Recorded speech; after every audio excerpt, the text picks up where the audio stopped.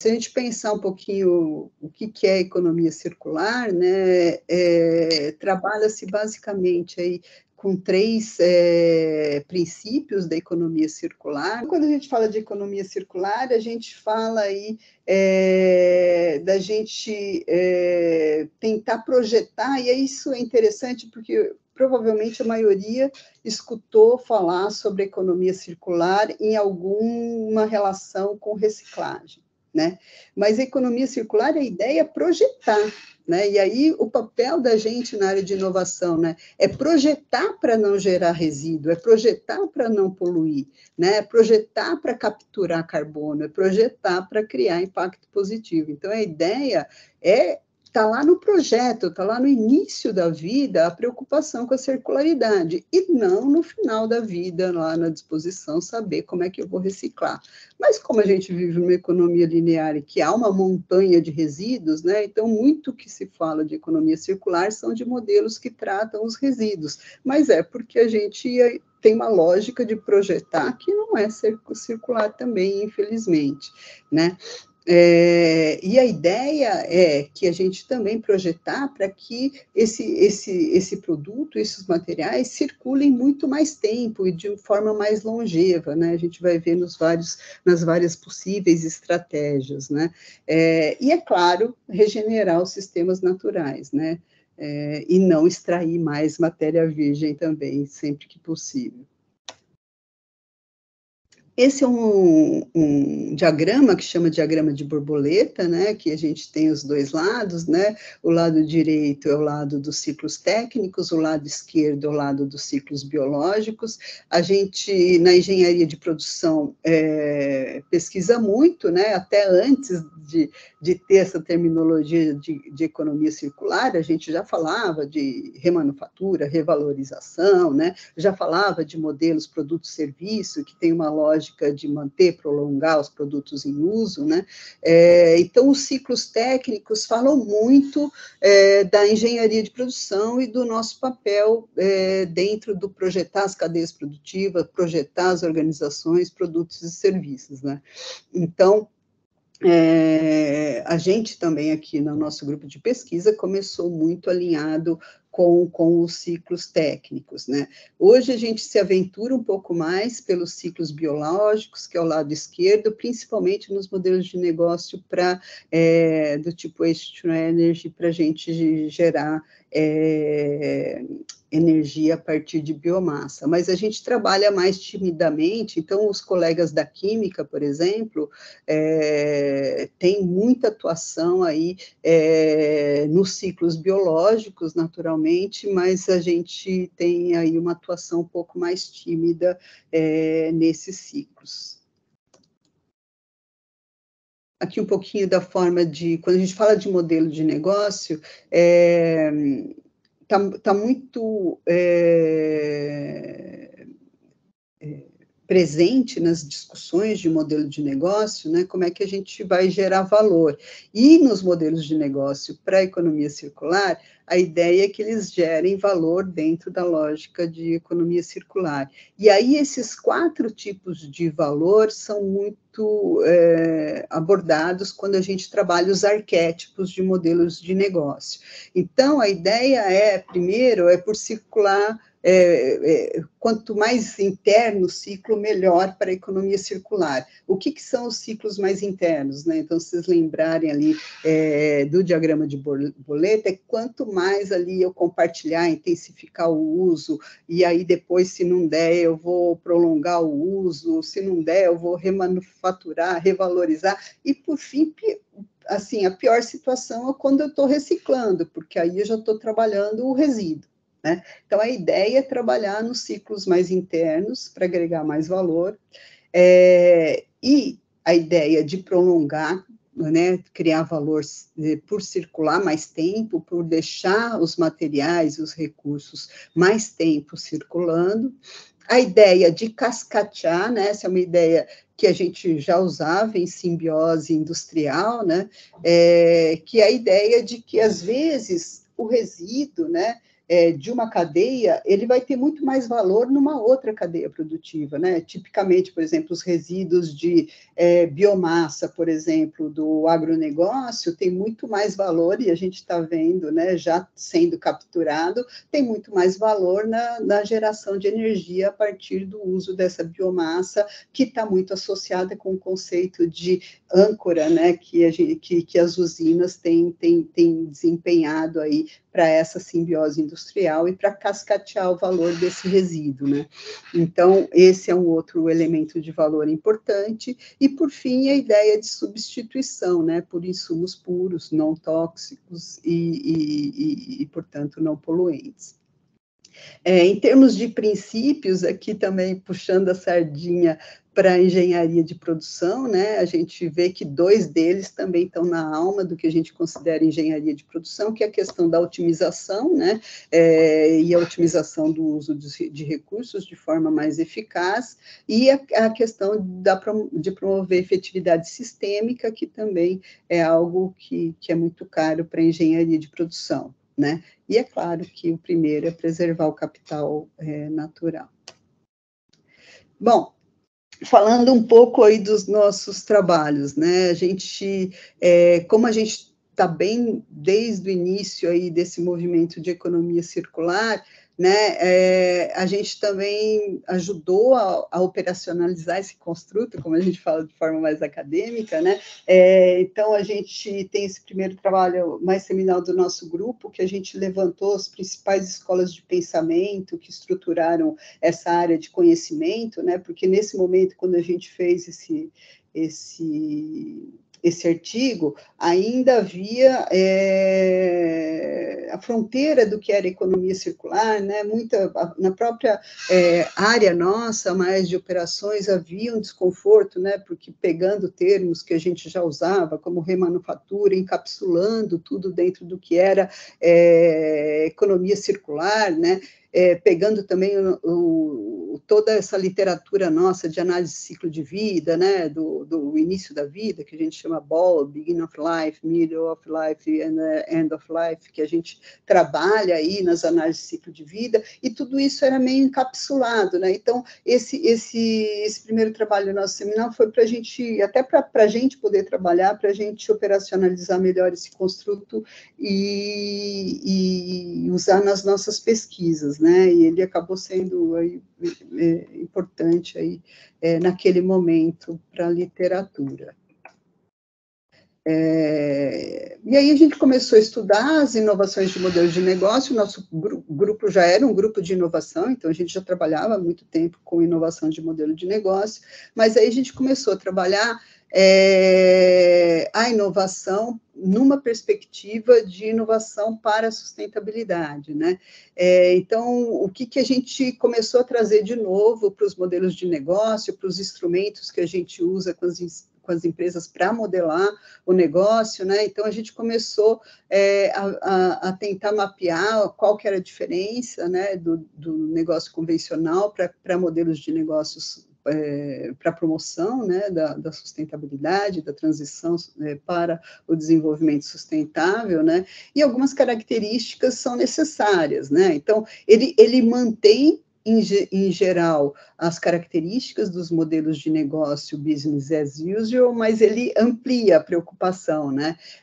Então, a primeira proposta de valor, ela é intencionada, né, a criar um impacto positivo na transição para o desenvolvimento sustentável. E essa proposta de valor sustentável, ela varia muito. Então, no nosso grupo, a gente tem gente trabalhando com o modelo de negócio que é para a base da pirâmide, que não tem nada a ver com o modelo de negócio que é para a economia circular, né? Então, o objeto, né, que eu estou trabalhando, tem modelo de negócio, por exemplo, que uma doutoranda minha trabalha, que basicamente foca em diversidade de gênero e trabalhar modelos de negócio com esse intuito. Então, a temática e a inspiração é variada, né? Então, nem todo modelo de negócios para sustentabilidade é circular, né? Mas ele se ele está nesse guarda-chuva maior, né, e o modelo de negócio para a economia circular é um caso particular de um modelo de negócio para a sustentabilidade. Em termos de criação e entrega de valor, né, eu tenho toda uma preocupação também com os recursos, com as capabilities, com os parceiros, né, mas aqui eu tenho todo um pensamento sistêmico que deve transpor, né, a lógica do início da vida, que tipicamente ordena o pensamento dos modelos de negócio tradicionais lineares e pensar sistemicamente, olhando para o meio da vida, né? Não sei quantos vocês estão familiarizados com essa terminologia de ciclo de vida, mas o meio da vida é a hora que o produto está junto com o consumidor, né? Então, o carro está comigo, esse é o meio da vida do carro. O início da vida é quando ele saiu da fábrica, né? Desde que projetou, produziu e tal. E o fim da vida é a hora que esse carro precisa ser... Ele não tem mais utilidade, ele virou um resíduo e ele precisa ser trabalhado como resíduo, né? Então, essa lógica sistêmica tem que estar presente dentro dos modelos de negócio de ciclo de vida. Tem uma lógica muito de resolver problemas para transição, né? Então, vocês já devem ter escutado, né? Quem é mais acostumado com o linguajar, né, de modelos de negócio, tem que endereçar dores específicas relacionadas à transição para o desenvolvimento sustentável, e é claro que tem uma conexão com gente, com inclusão, e com elementos importantes aí da dimensão social, né? E quando a gente fala em captura de valor, né, também há distinções para esse tipo de modelo de negócio, né? Claro que o valor econômico, financeiro do modelo de negócio é fundamental, porque senão ele não sobrevive, né? Então, num modelo de negócio sustentável, ele tem essa preocupação com a lucratividade, mas ele também mede outras formas de impacto positivo associado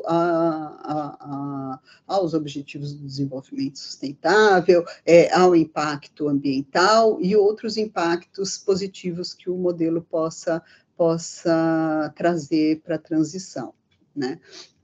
E outro elemento importante é que, quando eu falo de um modelo de negócio com um olhar mais sustentável, a captura de valor é importante, mas o quanto eu cascateio o valor no ecossistema, que é um conceito que a gente vai conversar um pouco mais para frente, é super importante, né? Então, como é que porque os modelos de negócio, para quebrar a lógica linear, por exemplo, eles precisam trazer atores que não estavam presentes. Então, se ele não tiver uma lógica de que esse valor vai cascatear por múltiplos atores aí nessa cadeia ou no ecossistema, como a gente vai discutir, ele não sobrevive, né? Então, essa ideia de cascatear é importante. E, portanto, né, eu preciso ter uma lógica, né, que não é nova, né, desde dos primeiros trabalhos lá, dos clusters de inovação e desse ambiente de inovação, né, foi até o Porter que cunhou o termo, né, Cooperative Advantage, né, que tem a competição e a cooperação, mas esse tipo de obtenção de vantagem competitiva que mescla competição e colaboração é fundamental para esse tipo de modelo de negócio, né? Então, a gente, quando trabalha esses modelos de negócio, a gente busca inspiração, né? Então, aqui algumas inspirações que a gente trabalha aqui nas pesquisas, né? Que vão desde economia circular, né? Economia compartilhada, lógicas de extensão, né? Do valor por lógicas, soluções, produto, serviço, modelos de negócio para a base da pirâmide, né, além de outros que a gente trabalha aqui no grupo aí para promover, para criar os ecossistemas, para fazer esse tipo de transformação, né? Então, aqui, entrando mais especificamente na lógica de modelos de negócio para a economia circular, né, ele, então, é um caso particular de modelo de negócio que vai se dedicar aqui, né? Então, estou passando, assim, por vários trabalhos aqui do nosso grupo, né? pegando as ideias principais, mas a gente aí depura aí os exemplos, e os casos e as pesquisas de campo que a gente fez para cada um desses arquétipos de modelo de negócio, né?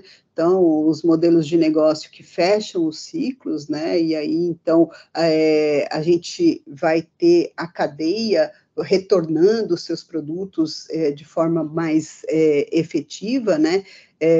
A gente tem todos aqueles que retardam, né, a saída daquele produto para o mercado, né? A gente tem toda uma lógica de virtualização e de desmaterialização, que é importante quando a gente já começa lá na projetação, lógicas de compartilhamento, né, que a gente já comentou um pouco. Um setor que a gente trabalhou bastante, que foi o setor de healthcare, né, que a gente trabalhou, esse foi ainda olhando só a base de transição de um dos modelos que a gente usa para economia circular, que são os modelos com lógica de solução produto-serviço. Esse trabalho a gente fez uma comparação aqui com hospitais aqui no Brasil, lá na Dinamarca, né? A Melanie, uma professora, ela da DTU, né? da Dinamarca. E a Veridiana foi uma orientada minha de doutorado que desenvolveu a pesquisa dela nessa área. E a ideia aqui a gente acompanhou, né? Então, aqui é né, um hospital de grande porte aqui brasileiro, em que eles trabalharam, né, toda uma lógica de mudança de como trabalhar internamente os seus equipamentos na área de medicina diagnóstica. Então, esse hospital, ele simplesmente saiu da compra de equipamentos, né, e a gente vai ver que, nesse ponto, o nosso modelo era muito mais agressivo do que o modelo dinamarquês, em que o hospital tinha um apego com a compra e com a aquisição, né, de bens de capital para a medicina diagnóstica, e esse modelo que a gente viu no caso brasileiro estudado, né, do ecossistema, o hospital saiu de uma lógica, é um hospital que faz assim 6.000 ensaios mês, né, é uma máquina a área de medicina diagnóstica deles, e eles saíram do modelo que eles compravam equipamento para o modelo em que eles compram a determinação, ou seja, o resultado que sai na linha do ensaio. Todo o pacote produto-serviço foi encapsulado dentro de um conjunto, né, que a gente chama de empresa focal, que é o provedor de tecnologia. Então, vamos dar um exemplo aqui, né? A Siemens tem uma série de equipamentos, né, e outros tantos aqui, GE, Medical System, tem uma série de equipamentos de natureza variada, né, de medicina diagnóstica, e esses players de tecnologia assumem o papel de empresa focal e eles articulam os fornecedores e complementadores desse pacote, que vão desde a parte, né, não pode ir qualquer água para esse equipamento, os materiais têm toda uma preocupação, né, tanto na aquisição como no descarte, né, como é que eu descarto o resíduo para o sangue, né? Tem todo um know-how aqui, né? Então, a hora que a gente precisa de complementadores, né, e fornecedores de componente, toda essa orquestração é trabalhada aqui nessa lógica entre o hospital, o provedor de equipamento e de seus componentes, né? Então, tudo é orquestrado, há uma complexidade grande de contratos, né? E aqui a gente tem, é claro, o setor de medicina diagnóstica é um setor muito regulado, então tem toda uma dificuldade de trabalhar para respeitar as regulamentações do setor. Por exemplo, a parte circularidade a hora que o equipamento vira de verdade resíduo, né? O hospital acabou se livrando desse problema, mas esse problema está aqui com o provedor de equipamento. E para circular o equipamento, tem uma série de dificuldades, porque tem uma série de regulamentações que proíbem o reuso, né, de alguns materiais dos equipamentos, né? Então, é um setor muito regulado, né? E o outro regulador é a forma com que se remunera isso aqui, por exemplo, o SUS, né? Aqui a gente ampliou o estudo, né, aqui são também pessoal da USP de São Carlos, né, a Janaína, o Guzo, e também tem um colega da Delft, nessa equipe, a gente fez um mapeamento, ampliou aí, e aí a gente, além dos modelos produto-serviço, a gente olhou outros modelos de negócio circular, né, e a gente conseguiu identificar, inclusive, aqueles para monitoramento de saúde, que tendem a ser modelos de negócio de virtualização muito importante para a gestão de dados de saúde, né? Então, foi um trabalho bem interessante, a gente está agora com os desdobramentos deles. Aqui é o trabalho que a gente fez na área de biomassa, que eu havia comentado com vocês lá no início da palestra, né? Então, a gente mapeou, né, alguns setores, aí a gente tem colaboração, né, dos colegas da elétrica, né, por exemplo, do Orel,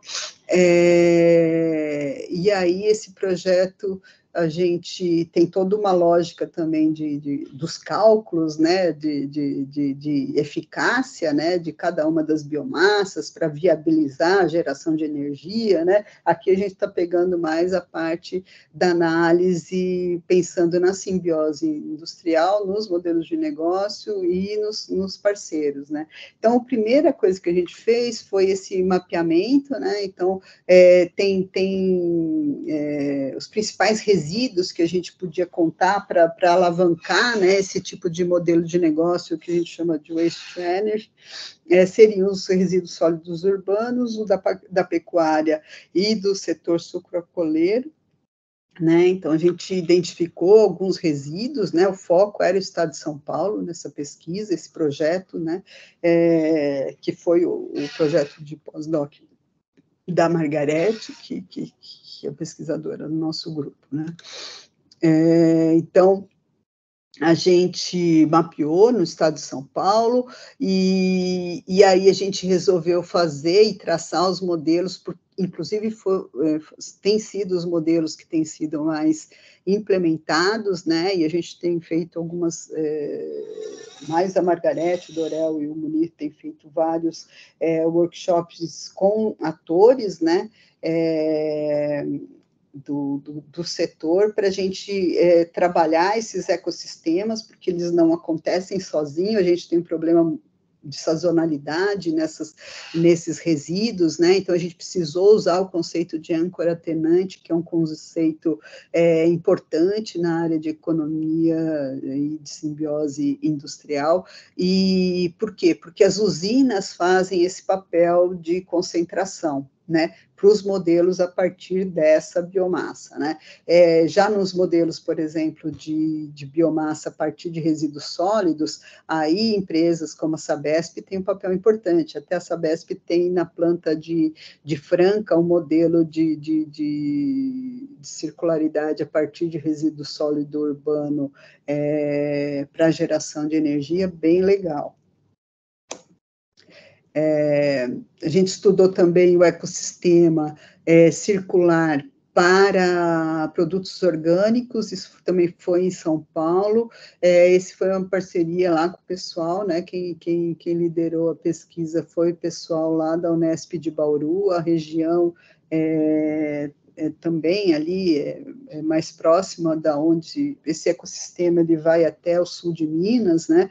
E a ideia também foi tentar ver como é que esses diferentes atores se articularam para poder criar essa simbiose e criar esses modelos de negócio circular para trabalhar produtos orgânicos então aqui esse modelo ele tem, né, nesse trabalho tem um olhar mais para a questão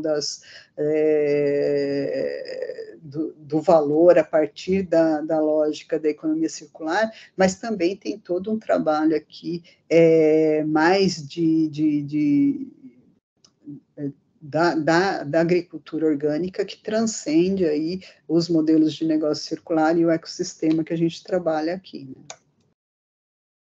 né? E a gente também e aí a universidade tem um papel muito legal de tentar ajudar a alavancar esses modelos de negócio que a gente chama socialmente inclusivos e tentar fazer um upgrade, né? Porque a ideia, meu modelo de negócio é circular porque eu tenho uma cooperativa de catadores vendendo resíduo por quilo, né? Aí a gente, na ideia de cascatear valor, né, cabe a essa parcela uma captura muito pequena de valor, né?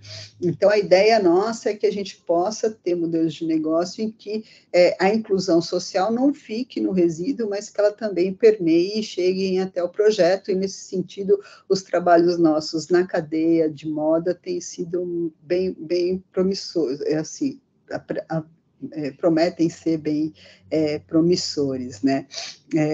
Então, aqui, mas a gente tem toda uma preocupação também com modelos de negócio de inclusão a partir de plataformas digitais, né, que são os modelos de compartilhamento, que se convencionou a chamar gig economy, né, mas também que tem aí um potencial de valor também grande que a gente está estudando, né? Então, aqui a ideia é entender como esses modelos de negócio para a base da pirâmide podem casar com os modelos de negócio circular e trazer, né, essa inclusão social nesses negócios, nesses modelos de negócio, né? Então, a gente está estudando desde modelos que envolvem as comunidades mais vulneráveis, né, tipicamente de catadores, né, mas também a gente tem olhado outros tipos de modelos de negócio com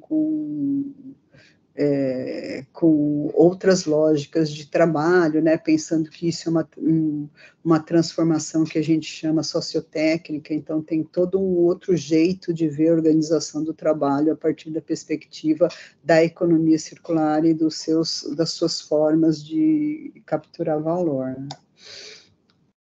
Tudo que a gente falou é muito difícil de fazer, né? Existem inúmeras barreiras para montar um modelo de negócio, primeiro porque as cadeias e os ecossistemas estão montados para serem lineares, é muito difícil, então vai desde barreiras financeiras, né?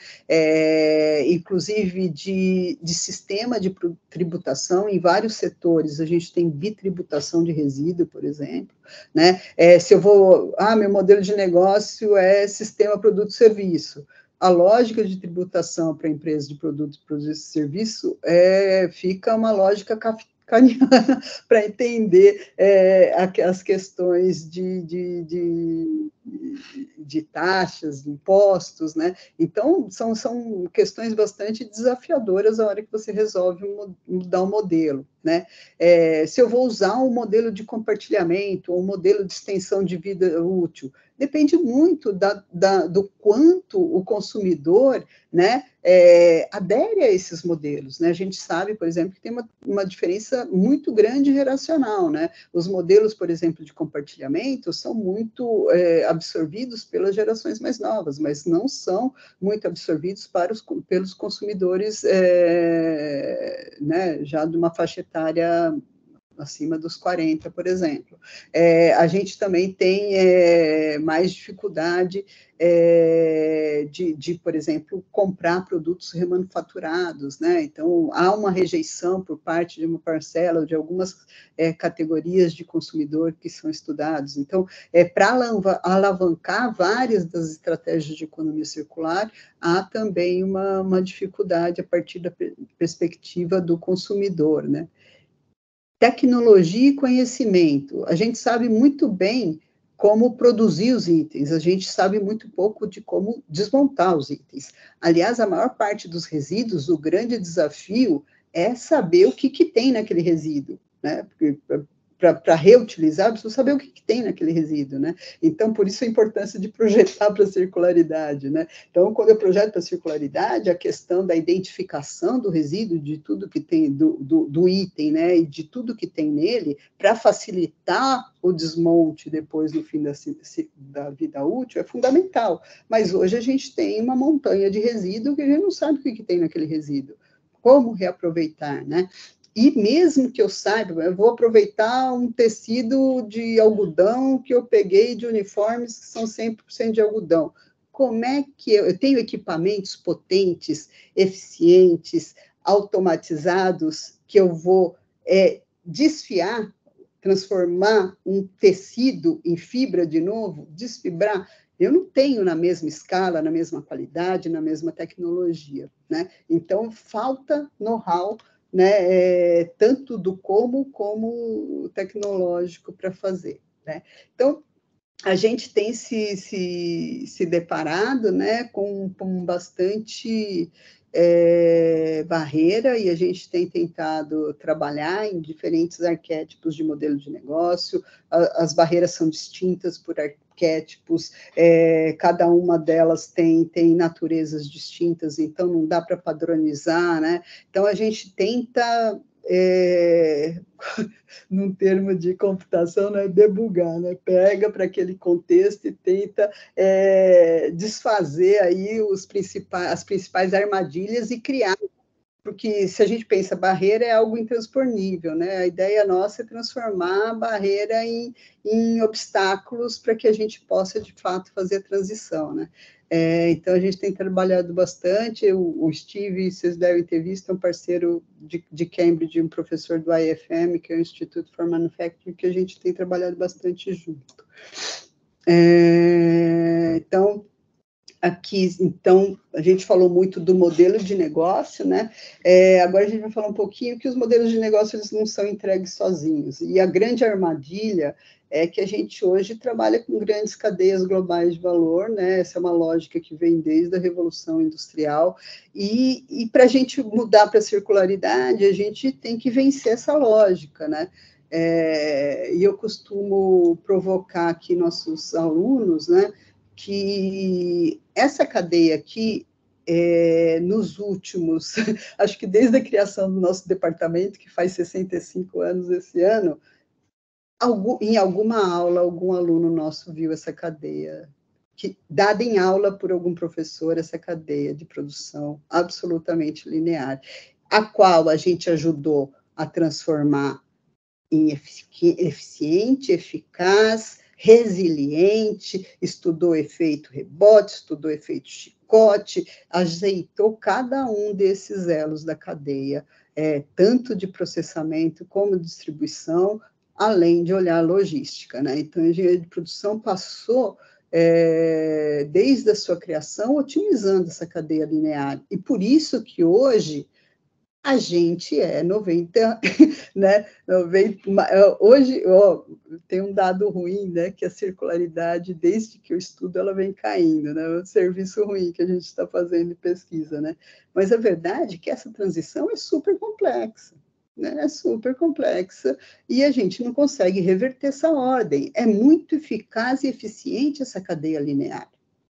Ela gera muito valor econômico, financeiro. E por isso, quando a gente fala da transição e das discussões que se faz nos fóruns mundiais e do papel, né, a ESG, o ESG porque é as finanças tentando olhar e remunerar modelos de negócio que tentem reverter essa lógica. Porque se eu não tiver o financeiro apoiando esses modelos de negócio, é muito difícil, né? Se a gente não tiver, de fato, um mercado de carbono que remunere, essa lógica, né, ela está muito bem estabelecida e ela gera muito valor, só vai deixar de gerar valor quando a gente entrar no ponto de não retorno e de colapso dos recursos naturais, né?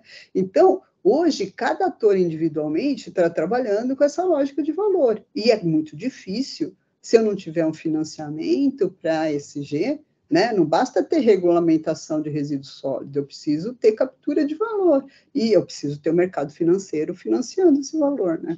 Então, por isso que a agenda ESG, né? Mas agenda ESG não no sentido de TBL, né? O E de Environment, o S de Social e o de Governance, é a agenda dos fundos e seus rankings financiando e o capital entrando a partir desse valor, né? Então, o ESG, lembrar que é um movimento das grandes instituições financeiras para apoiar esse modelo de negócio mais voltados ao ambiente sustentável. E aí, de novo, uma dimensão importante da engenharia de produção, toda a parte de finanças que a gente trabalha, de project valuation, que tem que começar a olhar, né, a partir dessa perspectiva de ESG. E, então, hoje o que a gente vê, né, eu lembro que o primeiro, a metodologia ainda é muito frágil, mas há esse esforço, né, de tentar medir a circularidade global, né? Então, o primeiro trabalho do Circularity Report foi de 18, né, e apontou, né, uma circularidade de 9,1. Aí, quando saiu, já foi um susto. Quando saiu de 2020, mas tudo bem, era pandemia, foi muito mais difícil trabalhar toda a parte de circularidade, né, durante a pandemia, caiu para 8,6, mas agora, em 2023, caiu para 7,2, né? Então, a gente vê que, embora a gente fale muito, a lógica não difícil mudar, né? A gente ainda tem uma lógica muito linear. Como a gente mencionou, né? A gente não começou a falar de quebrar um pouco essa lógica há pouco tempo, né? Então, os primeiros trabalhos sobre green supply chain, olhando mais para a dimensão ambiental das cadeias produtivas, né?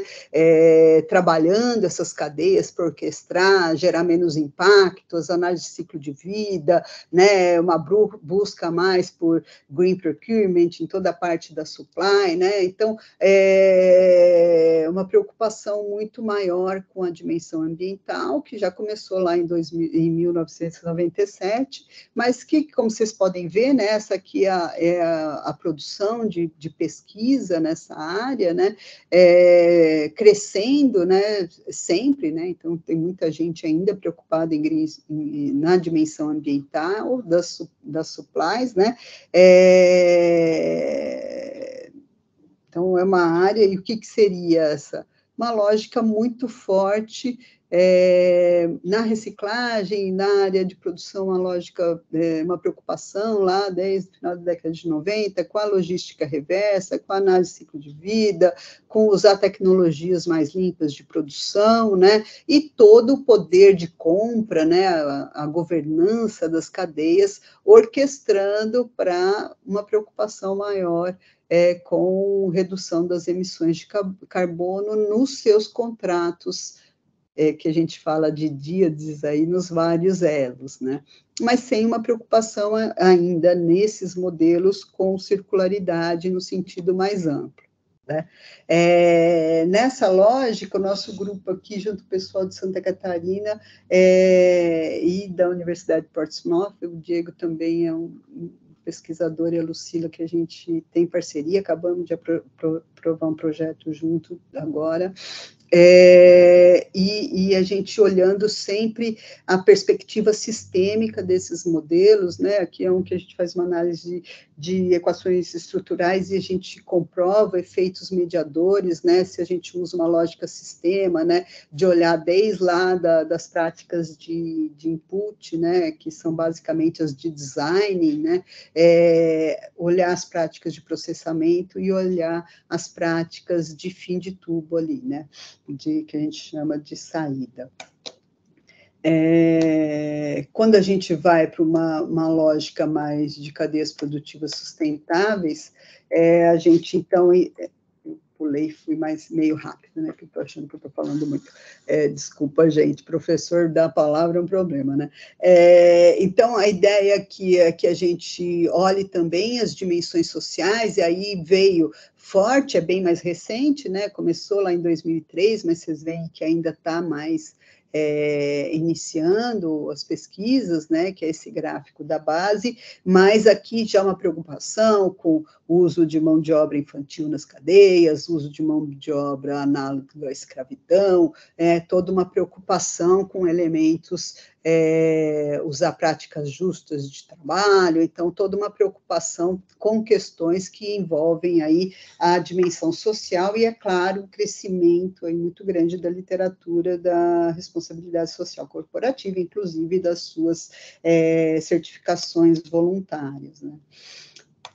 E a gente tem gente muito recente, infelizmente, a preocupação com a circularidade das cadeias, né? Então, a gente tem ainda uma literatura muito emergente, né? A gente teve a sorte de ter um dos 2 primeiros trabalhos aí de cadeia de suprimento circular, né? Mas vocês podem ver que é muito mais emergente, né? A literatura. A gente costuma falar que para estabelecer essa circularidade, às vezes a gente precisa de lógicas que a gente fala de open loop em supply chain, porque para quebrar essa lógica linear, às vezes precisa vir um player de outra cadeia, né? Quando a gente fala de closed looping, são os players estabelecidos. Então, eu dei o exemplo para vocês da Syntronics ali, que é a linha reversa da Flex, aqui em Sorocaba, ali, aqui em São Paulo, né? Então, aí você tem um grande player, uma OEM, a principal, né, das cadeias eletroeletrônicos, que produz para todas as grandes marcas, né? Produz impressora, produz notebooks, produz celulares e toda a eletrônica de consumo, né, para diferentes marcas. Então, ela está orquestrando ao fechamento dos loopings, né, pelo seu poder ali de grande manufatura, de grande empresa de manufatura do setor. Então, ela se acabou assumindo o papel, né, de tratar os resíduos sólidos, de fazer esse retorno para o setor eletroeletrônico, né? Então, isso que a gente chama de fechamento de looping por um grande player da própria cadeia, né? Então, você pegar eles têm tanto essa linha reversa, né, de plástico, como eles têm também modelos de remanufatura, né? Então, eles remanufaturam impressoras, celulares, né? Tem uma loja ali na Anhanguera, caminho para dentro da área da Flex, eles têm uma loja ali de remanufaturados, né? Aqui um pouco dos números, né? Então, enquanto hoje, né? E vocês podem ver que cresceu absurdamente em 2022, né? Mas enquanto hoje a gente tem 200 trabalhos sobre economia circular, dos quais 130 foram feitos nos 2 últimos anos, né?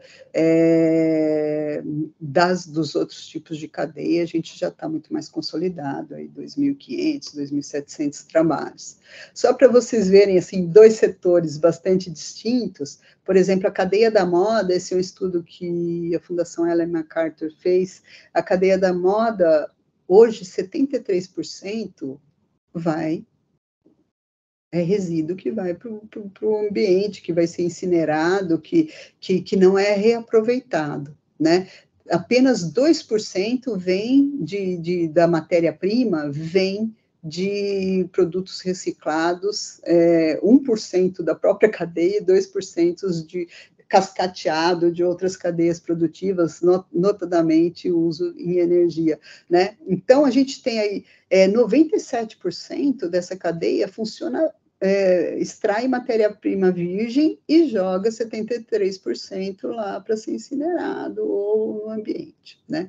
Então, cadeia de moda, que é uma das avenidas importantes de pesquisa, nosso grupo também tem investido. Aqui um exemplo bacana, né, que é um exemplo brasileiro, né, em outros lugares, né, a gente tem um dos trabalhos que a gente fez foi comparar a cadeia do alumínio aqui e lá no Reino Unido, e lá no Reino Unido eles têm muito problema de recuperar as latas, né? Aqui, de fato, por conta, né, aqueles 800 mil trabalhadores na coleta de resíduos, né? E um dos resíduos que é bem valorado, né, na hora do peso, é o alumínio. Então, hoje a gente tem 98,7. Aliás, a gente fez um estudo de sensibilidade e variação do preço do resíduo, né?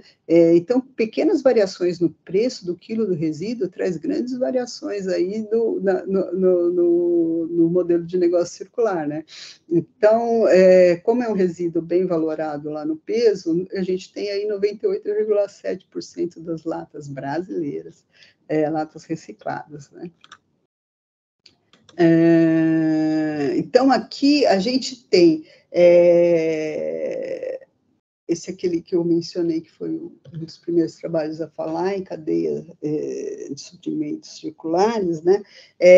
Porque aqui a gente analisou 4 modelos de negócio, e nos 4 a gente tinha configurações diferentes, né? Umas remetiam para uma lógica de closed looping e de cadeia, mas outras tinham uma lógica de ecossistema, que é uma lógica que a gente está trazendo para as nossas pesquisas, principalmente as que têm os modelos de negócio circular com inclusão social, porque você tem que criar o ecossistema, né? Eu não posso usar uma lógica de cadeia, porque a lógica de cadeia já assume, né, que os players estão estabelecidos, né, e que já existem acordos, né, entre os elementos dessa cadeia. Então, quando a gente foi estudar, né, e isso é uma outra vertente que o nosso grupo de pesquisa trabalha, né, que são as relações sistêmicas, né, e aí isso acaba virando simulação, acaba virando gamificação, né, pensando aí nas relações na cadeia, porque a gente tem muito looping de impacto reverso negativo, né?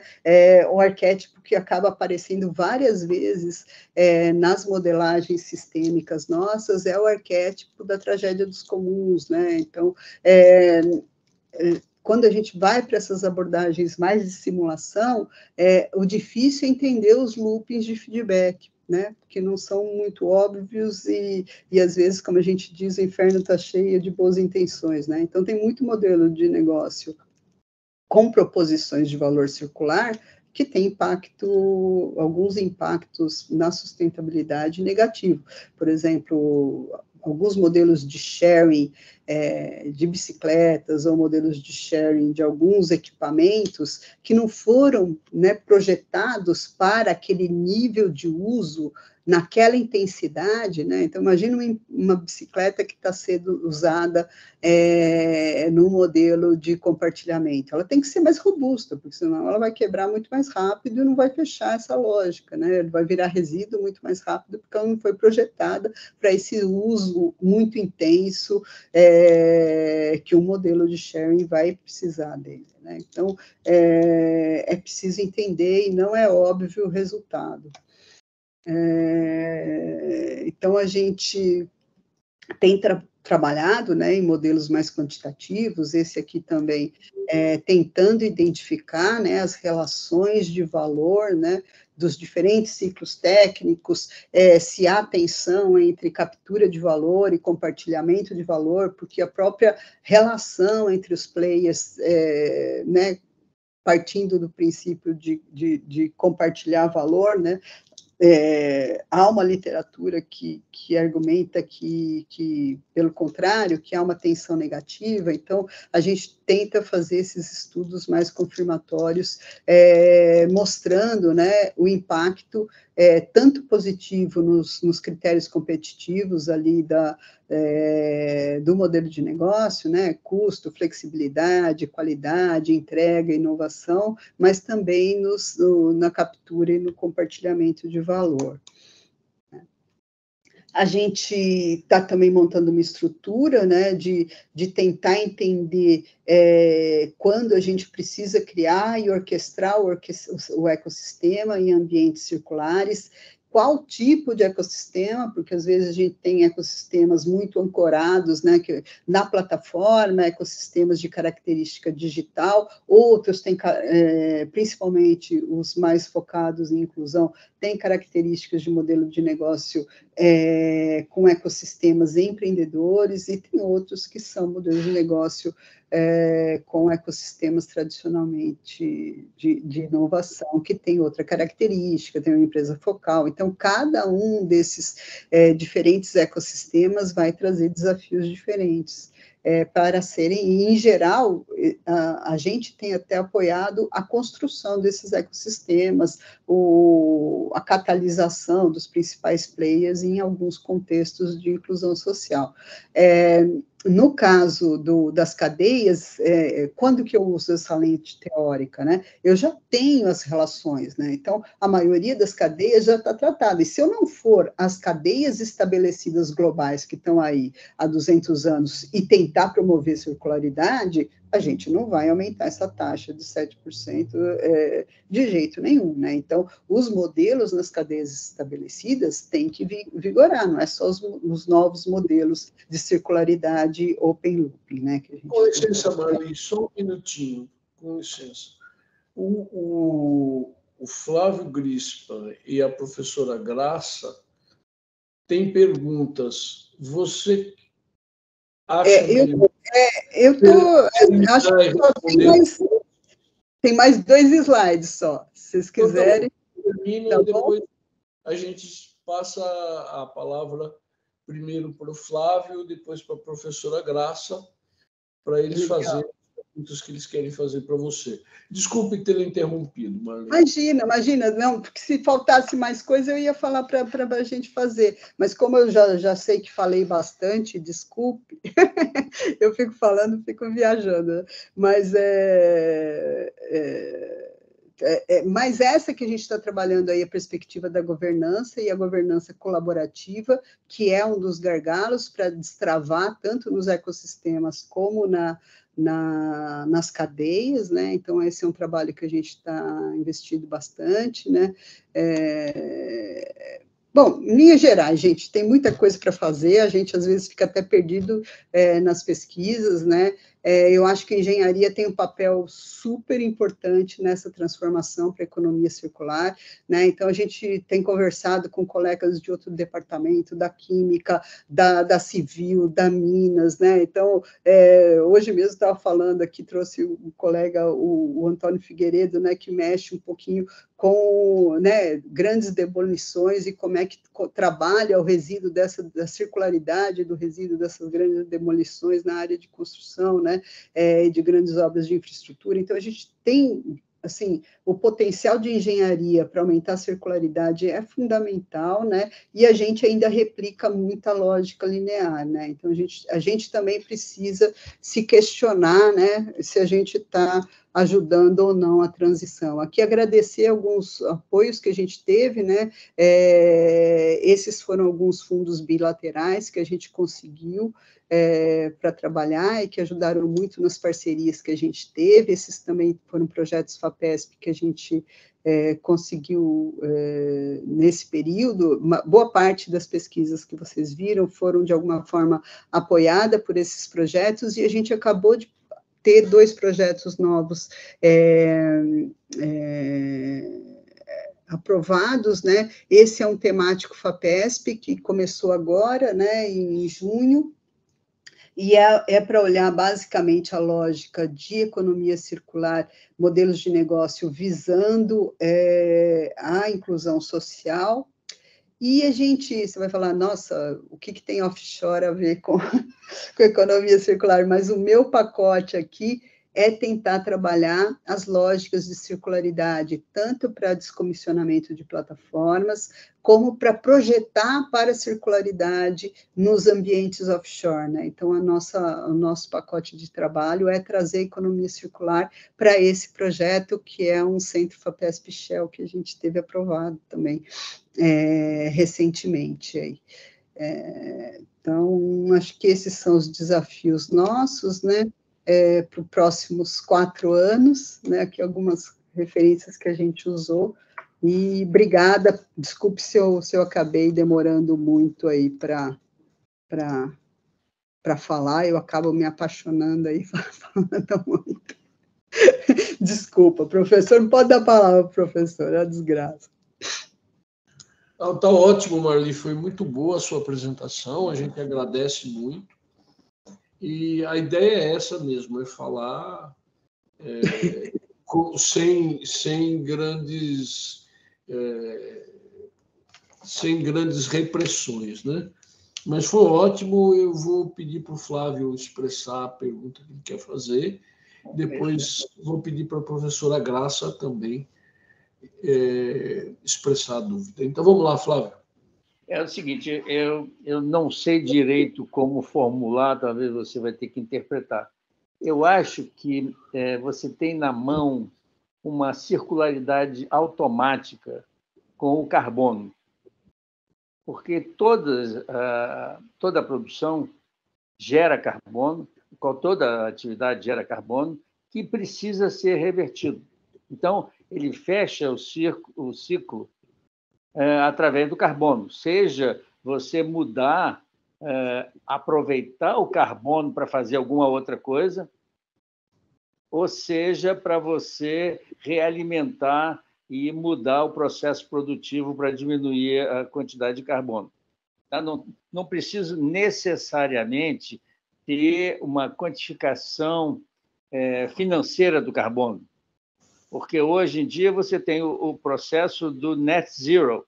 As produções, todo mundo precisa se posicionar neutro em carbono. Aí pode tudo, em todos os setores, construção civil, o que você quiser, transporte, qualquer indústria. Então, ali naquele teu gráfico, se você olhar o carbono como um rejeito e fazer ele circular, você tem a circularidade de tudo. Então, isso que quando você começou a falar, me veio isso na cabeça. Você já pensou nisso ou é coisa maluca minha? Não, a gente pensa muito, mas tem uma lógica tirana nisso, sabe, Flávio, também. Por quê? Porque as lógicas das cadeias, hoje, já tem, por exemplo, compromisso de resíduo que é traduzido em emissão, né?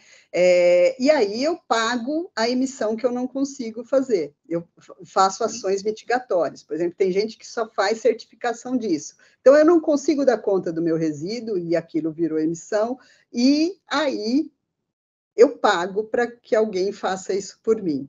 Por exemplo, o modelo da Flex parte do acordo com alguns das marcas deles, é justo pegar uma parcela do resíduo que vira carbono não equacionado da cadeia, né? Então, quando a gente pensa só no macro, no carbono, né? Às vezes a gente não entende o desafio que está na lógica da cadeia, na lógica do produto, né? Então, tudo bem, lá no offshore tem uma série de modelos que a ideia é ganhar dinheiro só armazenando carbono, o modelo é armazenar carbono, né? Aí tudo bem, essa lógica, a gente pega aquele carbono, armazena, vira dinheiro, vira solução, né?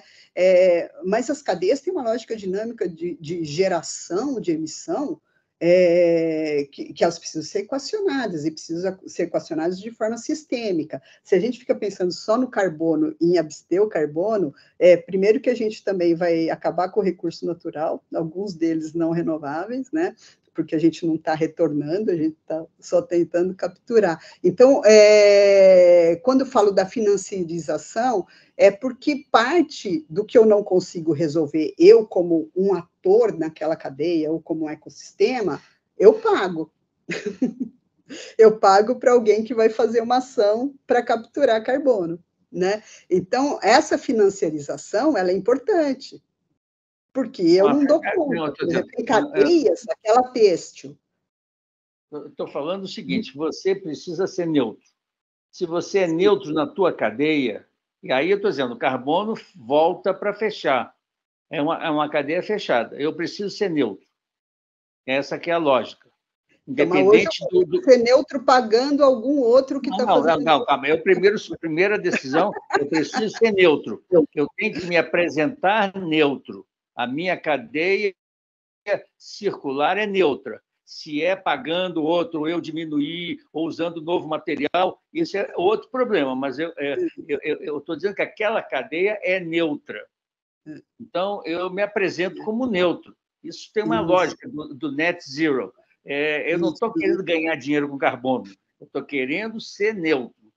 Isso. Tá? Então, mas essa lógica, a gente tem que abrir ela, né? Porque para a gente entender, de fato, como a gente está gerando essa montanha de carbono, se a gente não abre, às vezes a gente está numa lógica muito desses certificados de carbono, né? Então, quando a gente entende a produção a partir de uma perspectiva do quanto cada elo está gerando. Não, mas é o seguinte, isso cabe a quem controla a cadeia. Não somos nós, eles é que tem que se apresentar como neutro. Então, eles é que tem que resolver isso. Eu posso resolver otimizando esse pedaço da cadeia, eu posso resolver transformando o carbono em um outro produto que eu vou usar. Eu tenho várias maneiras disso. Eles somos nós. Eu, na perspectiva da minha pesquisa, Flávio, eles somos nós. Então, você tem várias coisas. Você tem né? 10 a gente que vai ajudar eles, o que eles vão medir em emissão de carbono é resultado de tudo. Assim, tudo que eu falei aí, a gente mede com o resultado de emissão de carbono. Não, mas eu estou pedindo para você... Mas, assim, tem que fazer isso, senão a gente não vai conseguir medir o zero. Eu estou pedindo para você olhar o carbono como o elemento de produção. Eu estou produzindo carbono.